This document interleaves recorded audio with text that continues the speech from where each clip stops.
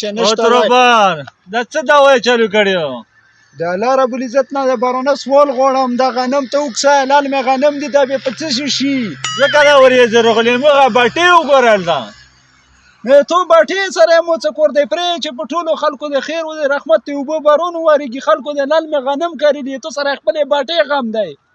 ټول خخته بنت ابوشي چې بارون وشي نو پرېدا د ټول مخلوق غم دې سره نشته دی و د خختو غم دې سره شته دی بل بل کور دې کړه سوال دی نیولې ځکه